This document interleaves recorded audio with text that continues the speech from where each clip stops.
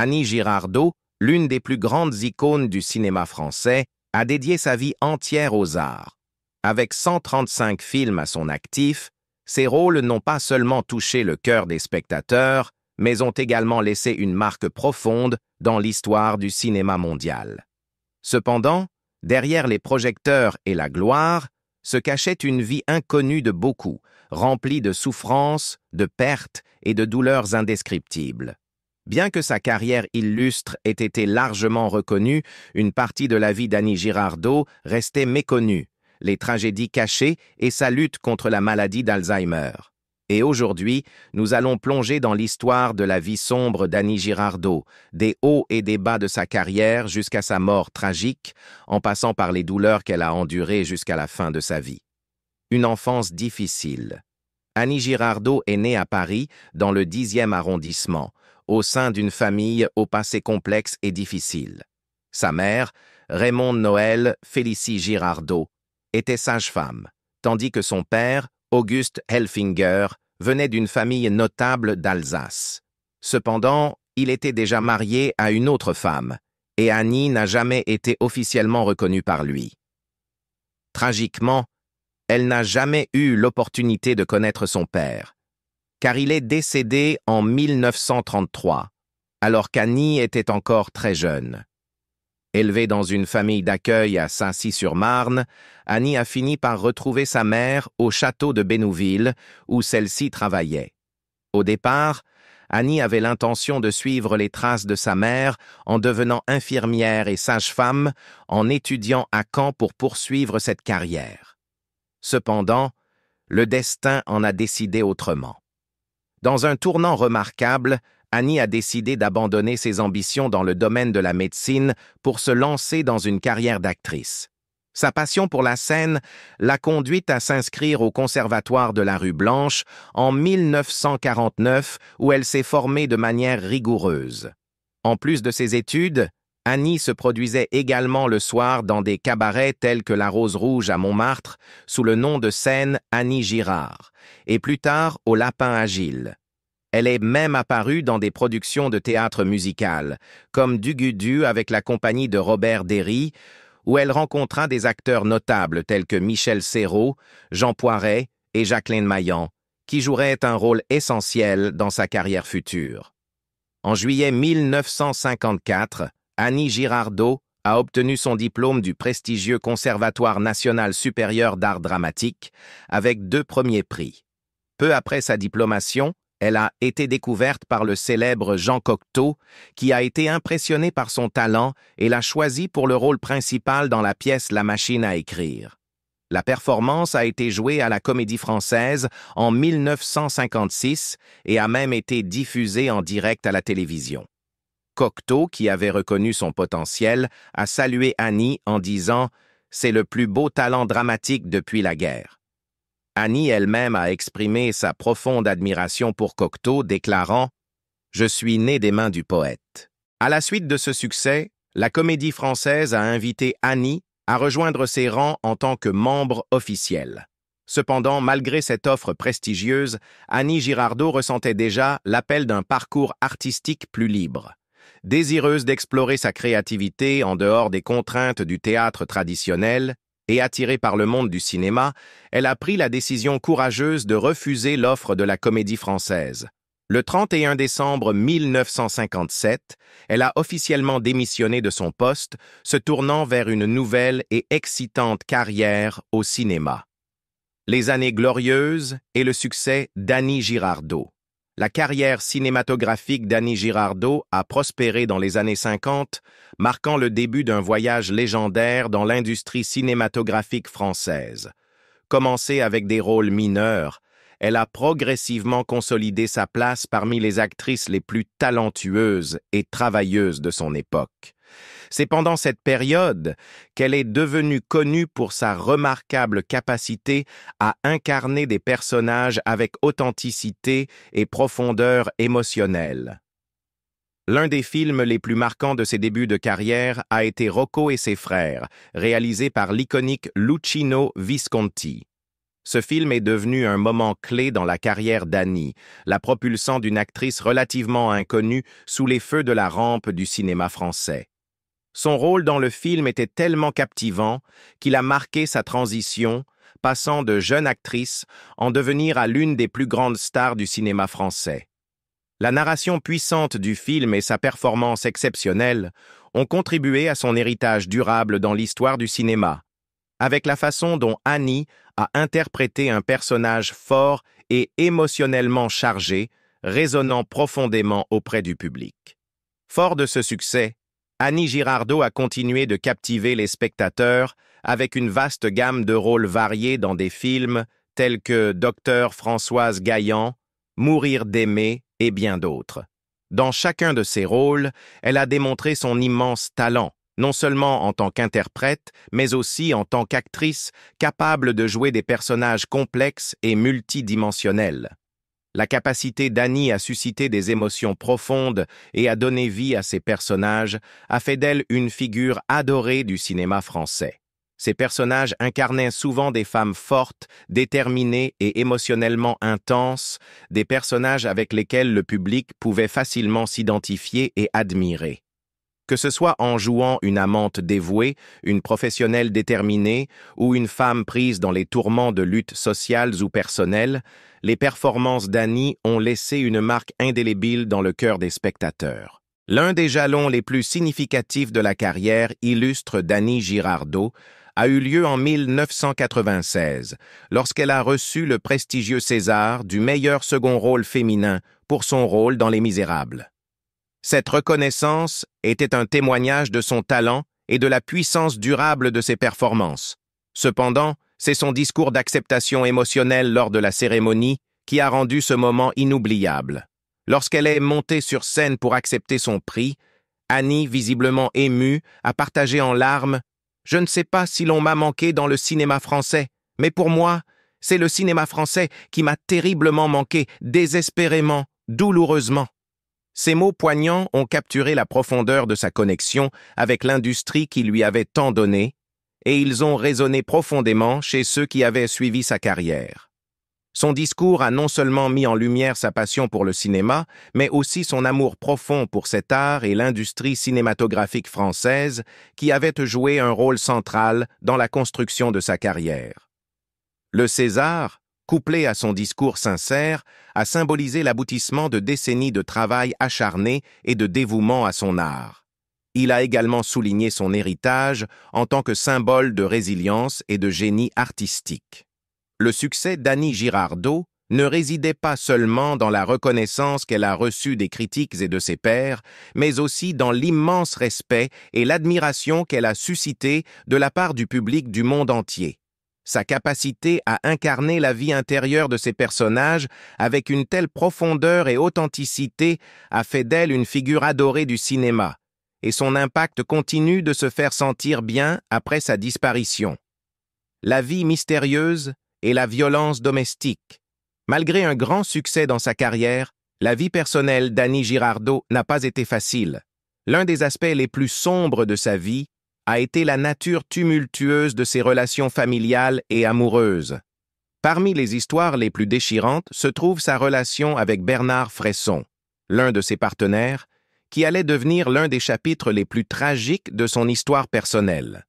Fresson, l'homme qu'Annie avait autrefois aimé, est devenu violent et sujet à des accès de colère incontrôlables, transformant leur relation en un véritable cauchemar.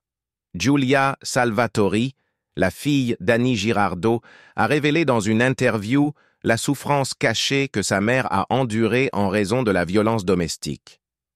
Bernard Fresson n'était pas seulement un mari jaloux et colérique, mais aussi quelqu'un qui exerçait fréquemment une violence physique contre Annie.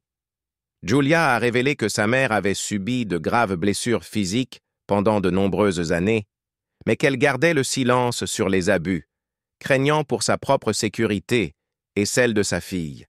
« Ma mère a gardé ce secret pendant des années », a partagé Giulia. « Maintenant, je peux enfin en parler car il n'y a plus personne pour protéger. » Cette réalité douloureuse a non seulement causé à Annie Girardot une souffrance physique immense, mais elle a aussi érodé sa santé mentale. Piégée dans une relation violente, Annie a dû cacher la vérité à son entourage, conservant l'image d'une famille heureuse tout en endurant en silence les abus derrière les portes fermées. Sa plus grande peur était la sécurité de sa fille et elle ne voulait pas que le public sache ce qu'elle traversait. Ce secret a maintenu Annie dans un cycle de souffrance, sans pouvoir trouver une issue à cette relation destructrice. Le fardeau émotionnel de ces années a été immense. La carrière d'Annie, malgré son succès extérieur, ne pouvait la protéger du traumatisme et du chagrin qui marquèrent sa vie personnelle. La peur de la violence qu'elle subissait à la maison épuisait son énergie et son esprit, tandis que le stress constant de cacher la vérité au monde approfondissait l'isolement qu'elle ressentait. La lutte d'Annie contre la violence domestique a été aggravée par les pressions de sa vie publique, où la personnalité d'une actrice à succès était en contradiction avec la douleur et le tourment qu'elle endurait en coulisses. Ses blessures émotionnelles étaient souvent cachées sous ses performances éclatantes, mais comme l'a expliqué plus tard sa fille Julia, ceux qui étaient proches d'Annie pouvaient voir l'impact que cette relation abusive avait eu sur elle. Julia se souvenait que sa mère réprimait souvent ses émotions, affichant un visage courageux en public, mais derrière les coulisses, le poids de sa souffrance privée était accablant. Malgré les abus, Annie Girardot a continué à rester dans la relation, peut-être par peur, amour ou sens du devoir. Pendant des années, elle a protégé Bernard Fresson des regards du public, refusant de parler de la violence qu'elle subissait. Les abus ont eu un effet profond sur le bien-être psychologique d'Annie, car ils ont non seulement brisé son sentiment de sécurité, mais ont aussi érodé sa confiance envers les autres. Les conséquences de cette relation violente se sont ressenties non seulement dans sa vie personnelle, mais aussi dans sa carrière. Bien qu'Annie ait continué de briller à l'écran, ses luttes personnelles ont commencé à se refléter dans son travail, car il devenait de plus en plus difficile pour elle de séparer sa réalité douloureuse des rôles qu'elle jouait. Elle se trouvait déchirée entre son amour pour sa fille, le besoin de la protéger, et son désir de maintenir son succès professionnel. La fille d'Annie, Julia Salvatori, est devenue son ancrage émotionnel, lui apportant du soutien et restant à ses côtés pendant les pires moments. Dans les années suivantes, les révélations de Julia sur la souffrance de sa mère mettraient en lumière les aspects cachés de la vie d'Annie Girardot, offrant une vision plus complète des luttes de l'actrice et du courage qu'elle a montré en gardant sa vie personnelle loin des regards du public. La lutte contre la maladie d'Alzheimer. Dans les années 2000, la vie d'Annie Girardot a pris un tournant douloureux lorsqu'elle a été diagnostiquée de la maladie d'Alzheimer, un trouble neurologique progressif qui détruit lentement la mémoire et les capacités cognitives. Ce diagnostic a marqué le début d'un chapitre incroyablement difficile de sa vie. Un chapitre qui allait mettre à l'épreuve sa résilience et sa force d'une manière qu'elle n'avait jamais imaginée. Bien qu'elle ait compris que la maladie d'Alzheimer finirait par lui voler ses souvenirs et sa clarté mentale, Annie a pris la décision consciente de lutter contre la maladie de toutes ses forces, refusant de la laisser définir sa vie. La détermination d'Annie à préserver sa dignité et son identité était évidente dans une interview qu'elle a donnée en 2007. Elle a déclaré « Je ne veux pas qu'on me voie comme une personne fragile. Je veux préserver ma dignité et ma beauté. Je veux être une guerrière. » Cette déclaration résumait son refus de laisser la maladie diminuer son esprit. Bien que la maladie d'Alzheimer vole progressivement les souvenirs précieux qui définissaient son identité, la volonté d'Annie de rester forte et de s'accrocher à ce qu'elle pouvait est devenue une partie centrale de ces dernières années. Dans sa vie publique, Annie avait toujours été une figure de grâce et de résilience, et même lorsque la maladie progressait, elle tentait de maintenir cette image. Pourtant, la réalité cruelle de la maladie d'Alzheimer a lentement fait son effet. Cette maladie est tristement célèbre pour effacer les souvenirs, priver de la capacité à reconnaître les proches et même soi-même, laissant derrière elle une personne dont l'identité devient de plus en plus fragmentée. Pour quelqu'un comme Annie, dont la carrière et le sens de soi étaient profondément liés à sa capacité à exprimer et à transmettre des émotions, Cette perte était particulièrement tragique. La femme qui avait autrefois captivé le public par ses performances puissantes luttait désormais pour se souvenir de son propre nom. Le combat d'Annie contre Alzheimer n'était pas seulement une bataille contre la maladie en elle-même, mais aussi contre le profond sentiment de perte et d'impuissance qui l'accompagne. À mesure que ses souvenirs s'effaçaient, sa connexion avec son passé disparaissait également. Les visages des amis, de la famille et des collègues qui avaient été au centre de sa vie devenaient peu à peu étrangers. L'actrice vibrante, qui avait incarné l'âge d'or du cinéma français, était maintenant dans une lutte constante pour préserver ses souvenirs, pour s'accrocher à des fragments de son passé. Ce fut une expérience déchirante, dont elle ne pouvait échapper, et cela la laissait de plus en plus isolée à mesure que la maladie progressait. Tout au long de cette période difficile, la fille d'Annie, Giulia Salvatori, est restée à ses côtés, lui offrant un soutien et des soins sans faille. Giulia, qui avait été une présence constante dans la vie de sa mère, est devenue sa principale aide-soignante face à la détérioration de l'état d'Annie. L'amour et le dévouement que Giulia a montré à sa mère pendant cette période étaient remarquables. Elle n'était pas seulement la soignante de sa mère, mais aussi son ancrage émotionnel, lui apportant du réconfort dans un moment de souffrance immense. Dans de nombreuses interviews, Giulia a parlé des défis de prendre soin d'un parent atteint de la maladie d'Alzheimer. Elle a reconnu l'immense fardeau émotionnel et psychologique que la maladie impose non seulement à la personne qui en souffre, mais aussi aux membres de la famille qui voient de leurs proches s'effacer. Malgré les difficultés, Giulia n'a jamais abandonné Annie, n'a jamais cessé de lutter pour la dignité de sa mère. Le dévouement de Giulia était un témoignage de la force de leur lien, et il était clair que la famille d'Annie lui offrait un sentiment de stabilité et de soutien qui lui permettait de traverser les réalités douloureuses de sa maladie. L'impact de la maladie d'Alzheimer sur Annie Girardot a été profondément émotionnel, non seulement pour elle, mais aussi pour les nombreuses personnes qui l'avaient admirée tout au long de sa carrière. Ceux qui l'avaient connue comme une présence vibrante et puissante à l'écran la voyaient maintenant lutter pour se rappeler les détails les plus simples de sa vie. Sa voix autrefois claire et son esprit acéré étaient obscurcis par la maladie, mais malgré tout, elle est restée déterminée à se battre. Sa force face à Alzheimer est devenue un symbole de sa résilience tout au long de sa vie, refusant de laisser la maladie lui enlever son humanité. Les derniers moments et la mort.